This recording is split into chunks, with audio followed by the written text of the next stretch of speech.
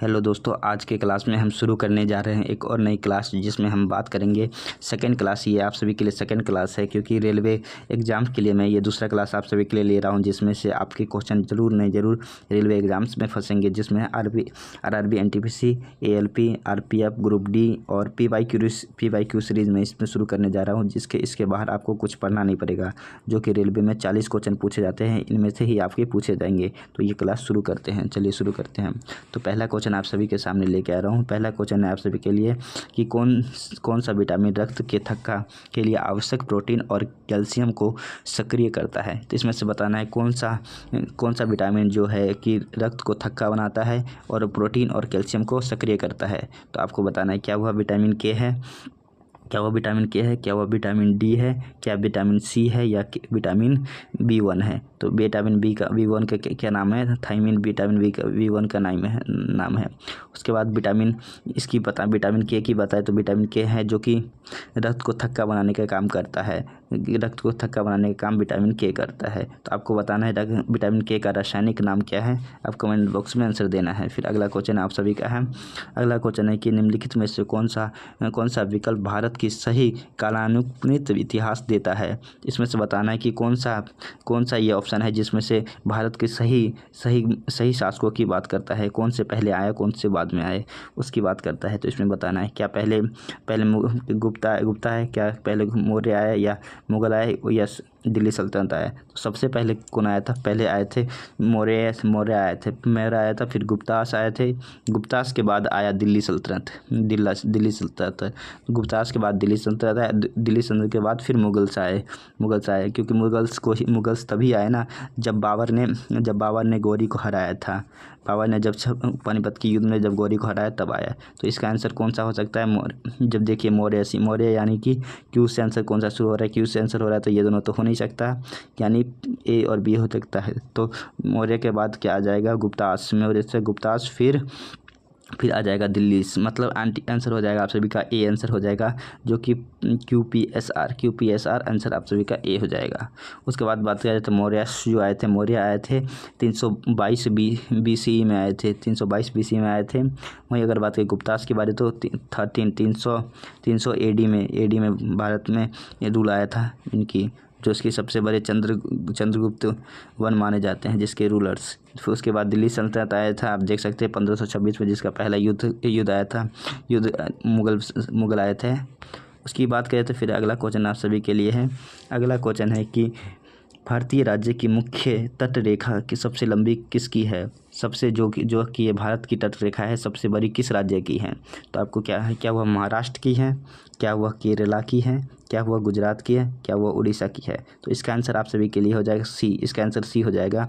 ये गुजरात की सबसे बड़ी गुजरात की तट रेखा है, 1500 प्लस गुजरात की तट रेखा है। और टोटल तट रेखा की बात करें तो भारत की जो टोटल तट रेखा है वो है 7517 किलोमीटर। 7517 किलोमीटर भारत की टोटल तट रेखा इतनी किलोमीटर है, समझे, इतने किलोमीटर हैं। वहीं अब बात करते हैं अगला क्वेश्चन है आप सभी के लिए। लक्षद्वीप और अंडमान एवं निकोबार द्वीप समूह की तरह तट रेखा सहित भारत की कुल लंबाई लगभग कितनी है? भारत की तट रेखा कुल लंबाई कितनी है? भारत की पूरी तट रेखा कितनी है आपको ये बताना है।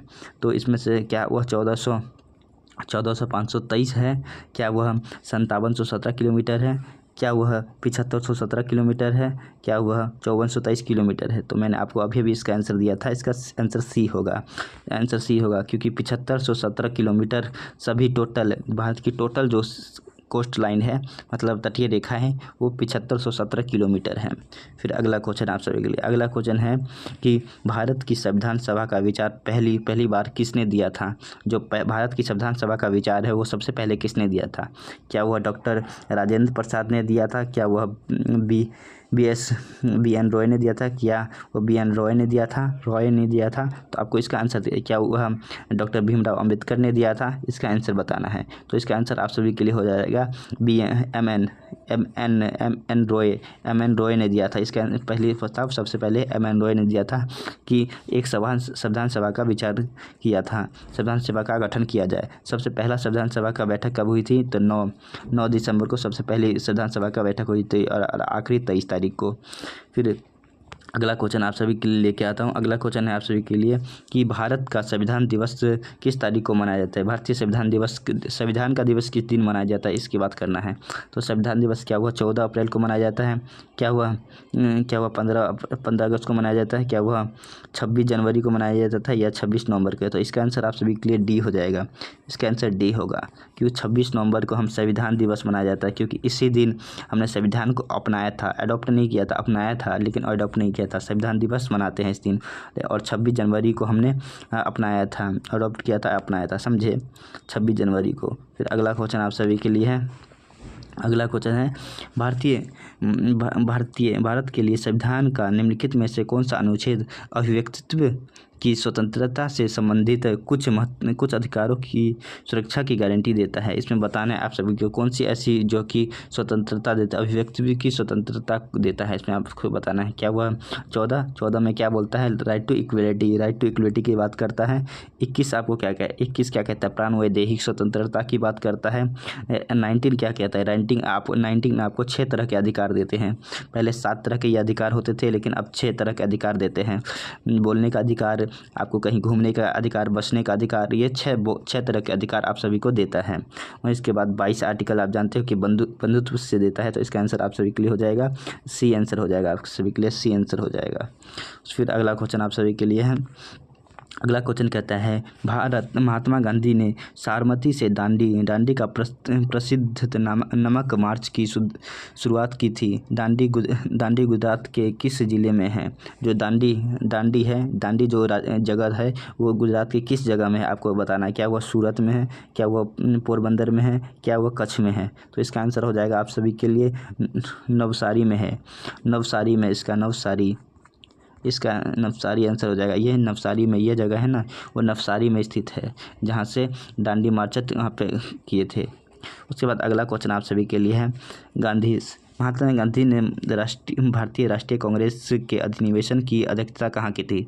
महात्मा गांधी जो थे एक ही बार उन्होंने भारतीय राष्ट्रीय कांग्रेस की अध्यक्षता की थी। वो एक ही बार की थी, वो की थी। आप सभी के लिए आपको आंसर देना है। क्या वह मद्रास में किया था, या वो कराची में, या कानपुर में। उन्होंने सिर्फ एक ही बार किया था, वो बेलगाम में किया था 1924 में पहला एक ही अधिवेशन किया उन्होंने। 1924 में किया था बेलगाम अधिवेशन में। और 1925 में कानपुर अधिवेशन में सरोजिनी नायडू ने किया था, जो कि पहली महिला थी कांग्रेस अध्यक्ष। पहली महिला जो कि पहली महिला कांग्रेस अध्यक्ष तो एनी बेसेंट थी, पहली महिला भारतीय कांग्रेस अध्यक्ष एनी बेसेंट बनी थी। फिर अगला क्वेश्चन आप सभी के लिए। अगला क्वेश्चन है कि सविनय अवज्ञा आंदोलन किस कार्रवाई से शुरू हुई थी। जो सविनय अवज्ञा आंदोलन था उसे किस कार्रवाई से शुरू की गई थी। क्या वह चोरा चोरी घटना से शुरू की गई थी, क्या वह दांडी मार्च से की गई थी, क्या वह जवाहरलाल नेहरू और अब्दुल गफ्फार खान गिरफ्तार हुए थे उस तब से की गई थी, या भगत सिंह की फांसी से। तो इसका आंसर है आप सभी के लिए दांडी मार्च से। चोरा चोरी तो खत्म किया गया था ना दांडी मार्च से, वो सविनय अवज्ञा आंदोलन। तो यहाँ पे चोरा चोरी जो दांडी मार्च के बाद ही ये शुरू किया गया था, आपको सविनय अवज्ञा आंदोलन। फिर अगला क्वेश्चन है आप सभी के लिए।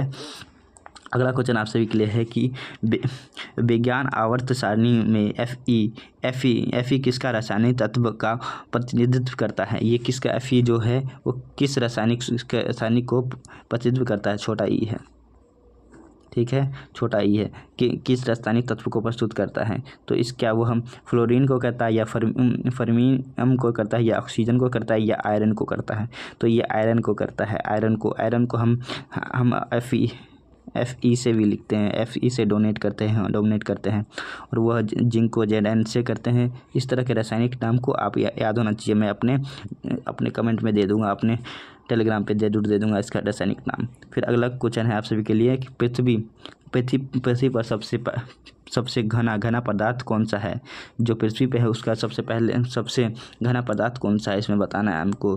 पृथ्वी पर सबसे घना पदार्थ कौन सा है। क्या प्लूटोनियम है, क्या ऑस्टियम है, क्या स्टील है, क्या यह कॉपर है। तो सबसे घना पदार्थ जो है वो ऑस्टियम है। जो घना सबसे घना पदार्थ है, जो कि जिसके जो पार्टिकल सबसे क्लोज होते हैं वो ऑस्टोमियंस होते हैं। फिर अगला क्वेश्चन आप सभी के लिए है। अगला क्वेश्चन है कि काजीरंगा राष्ट्रीय उद्यान किसके लिए प्रसिद्ध है। जो काजीरंगा राष्ट्रीय उद्यान है जो कि असम में है, असम में है काजीरंगा राष्ट्रीय उद्यान, वो किस चीज़ के लिए, क्या वह बाघ के लिए प्रसिद्ध है, क्या वह शेर के लिए प्रसिद्ध है, या वह थार के लिए, या एक सींग वाले गेंडा के लिए। तो इसका आंसर हो जाएगा डी। वहाँ जो काजीरंगा राष्ट्रीय उद्यान है वो एक सींग वाले गेंडा के लिए बहुत प्रचलित है। यहाँ पे एक सींग वाले गेंडा पाए जाते हैं, जिसके लिए इसे यूनेस्को साइट में भी शामिल किया गया था। 1985 में काजीरंगा को यूनेस्को साइट में शामिल किया गया था। फिर अगला क्वेश्चन आप सभी के लिए है कि अमीर खुसरो का जन्म उत्तर प्रदेश में हुआ था। अमीर खुसरो थे, जिसे सितार का जनक भी कहा जाता है, उसका कहाँ पे जन्म हुआ था, जो कि उत्तर प्रदेश के किस जगह पे जन्म हुआ था। क्या वह कानपुर में जन्म हुआ था, क्या वह गाजियाबाद में, क्या वह आगरा में, या उसका पटियाली में, उनका पटियाली में। तो इसका आंसर होगा आप सभी के लिए कि उनका जो जन्म हुआ था वो होता है पटियाली में हुआ था। उसका जन्म पटियाली में हुआ था, उनका जन्म पटियाली में हुआ था। उनको सितार का जनक भी कहा जाता है, फादर ऑफ स्टार्स भी कहा जाता है। फिर अगला क्वेश्चन है आप सभी के लिए कि मुंबई में गेटवे ऑफ इंडिया का निर्माण किसके स्वागत में किया गया था। जो मुंबई में गेटवे ऑफ इंडिया है उसका जो उसकी बनाई गई थी वो किसके स्वागत में बनाई गई थी। तो क्या वह लॉर्ड डलहौजी के सम्मान में बनाया गया था, जब लॉर्ड डलहौजी आ रहे थे तब बताया गया था। क्या वह पुर्तगाली व्यापारी के लिए बनाया गया था, वह किंग चार्ल्स पंचम के लिए बनाया गया था, क्या वह सर विलियम्स जॉनसन के लिए बनाया था। तो इसका आंसर होगा सी आप सभी के लिए। जो किंग जॉर्ज पंचम जो थे पहली बार जब भारत आ रहे थे, जब किंग जॉर्ज पंचम जो भारत में पहली बार आ रहे थे, तो उनके सम्मान के लिए वहाँ पे गेटवे ऑफ इंडिया बनाया गया था मुंबई में, जिसकी 1911 में आप देख सकते हैं। फिर अगला क्वेश्चन आप सभी के लिए है, भारत के निम्नलिखित में से किस राज्य में भद्रकाली मंदिर में किस जाने वाली अनुष्ठानीकृत नृत्य कला के रूप में पद्यानी है। तो आपको बताना है कि भद्रकाली मंदिर में की जाने वाली कौन सी ऐसी नृत्य कला अनुष्ठानिक नृत्य कला है जो कि किस राज्य में। पहले बात ये बताइए आपको भद्रकाली मंदिर आपको किस राज्य में मिलता है, क्या वह तमिलनाडु में है, क्या वह केरला में है, वह कर्नाटका में, या महाराष्ट्र में। तो इसका आंसर हो जाएगा आप सभी के लिए बी हो जाएगा, कर्नाटका केरला में है भद्रकालीन मंदिर, जो जानी जाती है पद्यानी के नाम से जानी जाती है। पद्यानी नृत्य वहाँ पे होता है, वो केरला में स्थित है। फिर अगला क्वेश्चन है आप सभी के लिए। अगला क्वेश्चन है कि भीमबेटका के शैलाश्रयम निम्नलिखित में से किसके लिए प्रसिद्ध है। शैलाश्रयम किसके लिए प्रसिद्ध है, तो इसको बताना है। क्या वह मुगलों के मूर्तिकला के लिए निशान है, क्या वह मौर्य वंश के दौरान चित्रकला के निशान है, क्या वह प्रारंभ द्रविड़ कला के निशान है, क्या वह भारतीय उपमहाद्वीप पर मानव जीवन के सबसे प्रारंभिक निशान है। तो आपको इसका आंसर क्या होगा, इसका आंसर डी हो जाएगा। यह भारतीय उपमहाद्वीप पर मानव जीवन के सबसे प्रारंभ निशान है। ये बताता है कि प्रारंभ निशान है, जिसका आप सिविलाइजेशन देख सकते हैं। 8,000 से लेकर 10,000 तक सिविलाइजेशन की बात करता है, इसमें प्रूफ दिखा जाता है। तो इसमें इसको यूनेस्को साइट में भी 2003 में डाला गया था। भीमबेटका की गुफा को यूनेस्को साइट में डाला गया, जो कि 2003 में। फिर अगला क्वेश्चन आप सभी के लिए है कि निम्नलिखित में से कौन सा जानवर हड़प्पा सभ्यता के मोहर पर अक्सर देखा गया। जो हड़प्पा सभ्यता की मोहर थी, जो कि कॉइन थी, मतलब पैसे थी, जो मोहर थी वो किस सिक्कों पे कौन से जानवर दिखते थे। तो क्या वो लोमड़ी दिखते थे, क्या वो एक हिरन दिखते थे, क्या वो बैल दिखते थे, या वो शेर। तो आपने देखा होगा जब हड़प्पा सभ्यता पढ़ा होगा तो बैल, अधिकतर बुल दिखते, बुल जिसको बैल कहते हैं, बुल, जो कि सी आंसर आपका हो जाएगा, क्योंकि उस पे वहाँ पर पूजा की जाती थी, बुल की पूजा की जाती थी, उनको बुल को माना जाता था, क्योंकि वहाँ पे लोमड़ी तो पाई जाती थी, हिरन पाया नहीं जाता था, शेर पाया जाता था, वहाँ पे कई सारे जानवर पाए जाते थे। फिर अगला क्वेश्चन आप सभी के लिए है। अगला क्वेश्चन है कि निम्नलिखित में से किस धातु का उपयोग मनुष्य द्वारा सर्वप्रथम किया गया था। इस पर बताना है कि मनुष्य द्वारा सबसे पहले कौन से धातु का प्रयोग किया गया था। तो क्या वह सोने का प्रयोग किया गया था, या मैग्नीशियम का, या चांदी का, या तांबे का। तो आपने सिंधु घाटी सभ्यता तो पढ़ा ही होगा। तो अभी तो माना जाता है कि सिंधु घाटी सभ्यता ही सबसे पुरानी सभ्यता है। तो सिंधु घाटी सभ्यता में आपको एक और नाम बोलते हैं ना, कॉपर के नाम से भी जाना जाता है। देखिए तांबे का यूज, उन्होंने सबसे पहले तांबा का यूज किया था। फर्स्ट मेटल ऑफ द तांबा का यूज किया गया था। फिर अगला क्वेश्चन आपका है। अगला क्वेश्चन है कि निम्नलिखित में से कौन सा वेद रागों का ज्ञान देता है। रागो मतलब संगीत का ज्ञान देता है। रागों का अर्थ है यहाँ पे संगीत। कौन सा वेद ऐसा है जो इनमें से वेद है कि जो कि संगीत का ज्ञान देता है। क्या वह ऋग्वेद है, या अथर्ववेद है, या यजुर्वेद है, या सामवेद है। तो ऋग्वेद सबसे ओल्डेस्ट वेद हो जाएगा, सबसे ओल्ड वेद ऋग्वेद हो जाएगा। अथर्ववेद जो कि तंत्र मंत्र की बात करता है, विज्ञान बात करता है, आपको हेल्थ की बात करता है। उसके बाद यजुर्वेद की बात करें, यजुर्वेद आप सभी के कर्मकांड की बात करता है, योद्धाओं की बात करता है इसमें। उसके बाद सामवेद की बात करें तो सामवेद में आप सभी को राग संगीत सिखाए जाते हैं, राग सिखाए जाते हैं। सामवेद संगीत से बात करता है सामवेद। फिर अगला क्वेश्चन आप सभी के लिए। अगला क्वेश्चन है कि प्रसिद्ध गायक और भारत रत्न से सम्मानित भूपेन हजारिका किस राज्य में से संबंधित है। जो भूपेन हजारिका एक पुल के नाम से भी जाना जाता है। भूपेन हजारिका पुल आपको किस राज्य में आपको बताना है। फिर उसके क्या वह असम राज्य से संबंधित रखते हैं, क्या वह नागालैंड से, क्या वह उड़ीसा से, या पश्चिम बंगाल से। तो इसका आंसर आप सभी का ए हो जाएगा। वह असम से संबंधित है भूपेन हजारिका। उसके बाद अगला क्वेश्चन आप सभी के लिए आ जाएगा। देख सकते हैं भूपेन हजारिका यहाँ संबंधित है। आप देख सकते हैं 2019 में इनको भारत रत्न से भी सम्मानित किया गया था। फिर अगला क्वेश्चन आप सभी के लिए है कि हिंदी साहित्यकार मुंशी प्रेमचंद का वास्तविक नाम क्या है। हिंदी साहित्य के जो मुंशी प्रेमचंद है उनका जो वास्तविक नाम क्या है। मुंशी प्रेमचंद की आप सभी ने गोदान जरूर पढ़ी होगी। इसकी एक कविता है गोदान आप सब ने बहुत लोगों ने पढ़ी होगी गोदान, तो उसको जरूर पढ़ा होगा। तो इसका वास्तविक नाम बताना है। तो क्या वह नवाब राय है, या सच्चिदानंद नाम है उसका, या आत्माराम नाम है, या धनपत राय नाम है। तो इनका आंसर हो जाएगा डी, धनपत राय। इनको धनपत राय, यानी आप ऐसे भी नहीं याद कर सकते। मुंशी के पास क्या होता है, धन होता है, तो धनपत राय। ऐसे आपको ट्रिक से भी याद कर सकते। धनपत राय इनका वास्तविक नाम है, धनपत राय। फिर अगला क्वेश्चन आप सभी के लिए इसकी सोनल मानसिंह किस लिए प्रसिद्ध है। सोनल मानसिंह किसके लिए प्रसिद्ध है। क्या वह भिन्न करती थी, क्या वह नृत्य करती थी, वह गायन करती थी, या खेल करती थी। तो वो तो बी आंसर है इसका, क्योंकि वह नृत्य करती थी सोनल मानसिंह, क्योंकि इसको भरतनाट्यम करती थी। सोनल मानसिंह भरतनाट्यम के लिए जानी जाती है, भरतनाट्यम करती थी। फिर अगला क्वेश्चन है आप सभी के लिए। अगला क्वेश्चन है कि निम्नलिखित में से किस राज्य में प्रसिद्ध सूर्य मंदिर स्थित है। आपको बताना है इनमें से कौन सा ऐसा राज्य है जिससे प्रसिद्ध सूर्य मंदिर स्थित है। सूर्य मंदिर वैसे 3 जगह स्थित है, लेकिन इन राज्यों में कौन सी जगह है।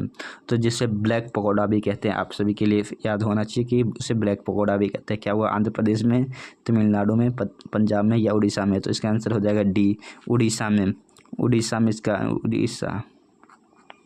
उड़ीसा इसका आंसर उड़ीसा हो जाएगा। उड़ीसा में इसको जो कोणार्क सूर्य मंदिर, जिसे ब्लैक पगोडा के नाम से भी जाना जाता है, इसको 1984 में इसको यूनेस्को साइट में शामिल किया गया था। यूनेस्को साइट में शामिल किया था। ये देख यहाँ पे भी लिखा हुआ है कि ब्लैक पगोडा कहते हैं इसे। और वाइट पगोडा किसे कहते हैं, आपको कमेंट में आंसर में जवाब देना है कि वाइट पगोडा किसको कहते हैं। फिर उसके बाद कहते हैं लक्षद्वीप में अधिकांश लोग कौन सी भाषा बोलते हैं। लक्षद्वीप में अधिकांश कौन सी भाषा बोलते हैं। क्या वह कन्नड़ बोलते हैं, या कोंकणी बोलते हैं, मराठी बोलते हैं, या मलयालम बोलती है। तो आप लक्षद्वीप आप देखते होंगे, लक्षद्वीप किससे ज़्यादा जुड़ा हुआ है, केरल से। लक्षद्वीप केरल से जुड़ा है। तो केरल में कौन सी भाषा बोली जाती है, तो मलयालम बोली जाती है। तो मलयालम भाषा हो सकती है। लक्षद्वीप में भी अधिकतर मलयालम बोली जाती है। तो आपका आंसर ए हो जाएगा। समझे। फिर अगला क्वेश्चन है। अगला क्वेश्चन आप सभी के लिए कि निम्नलिखित में से कौन सा भारतीय राज्य 1972 तक नॉर्थ इंडियन फ्रंटियर एजेंसी के रूप में जाना जाता था। इनमें से बताना है कि कौन सा जो राज्य जो नॉर्थ ईयर फ्रंटियर के रूप में जाना जाता था पहले। क्या वो मेघालय है, नागालैंड है, अरुणाचल है या मिजोरम है। तो उस समय जो देख सकते हैं मेघालय नागालैंड में, तो आपको पता ही होगा 1963 में नागालैंड स्टेट बना 1963 में। उसके बाद अरुणाचल की बात करें तो अरुणाचल प्रदेश जो कि है 1972 तक ये थे नॉर्थ ईस्ट फ्रंटियर एजेंसी के रूप में कार्य करता था, जो कि नागालैंड अरुणाचल प्रदेश हो जाएगा। आपका आंसर सी हो जाएगा इसका आंसर।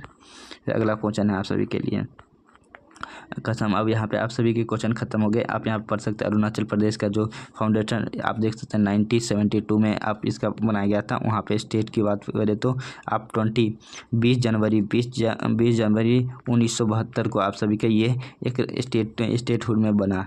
फिर अगला उसके बाद कहें तो अगर इसी तरह के मैं नए क्लास आप सभी के लिए लेके आता रहता हूँ। अगर हमारे क्लास अगर आपको अच्छा लगता है तो हमारे क्लास को लाइक और कमेंट कर सकते हैं और हमारे चैनल को सब्सक्राइब जरूर कर ले, ताकि जो भी नई क्लास में आप सभी के लिए लेके आऊँ आप सभी को सबसे पहले मिले। और हमारे क्लास से आपको 10 नंबर आपके कंफर्म मिलेंगे। अगर हमारे क्लास को आप अटेंड करते हैं तो आपको 10 नंबर आपको रेलवे में कंफर्म मिलेंगे। तो हमारे क्लास को सब्सक्राइब कर ले, हमारे चैनल को सब्सक्राइब जरूर कर ले, ताकि बेल आइकन दबा दे, ताकि जो भी नई क्लास आए सबसे पहले आपको मिले।